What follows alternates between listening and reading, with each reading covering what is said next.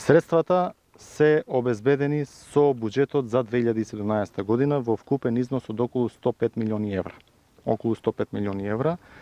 согласно програмата за финанска поддршка во земјоделството и руралниот развој и се операционализираат преку платежната агенција. Дефинитивно можам да кажам дека сите земјоделци, сите оние кои што аплицирале и кои што се одобрени, ќе си ги добијат сопствените средства. Значи, за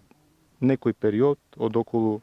2 до 3 недели се надевам дека ќе најдеме решение кое што ќе значи надминување на оваа состојба во која се доведува земјоделците. Работиме на случајот, средствата се обезбедени, еве јавно ја информирам целата јавност дека средства во буџетот има за сите субвенции, за сите апликанти, околу 80.000 кои што аплицирале и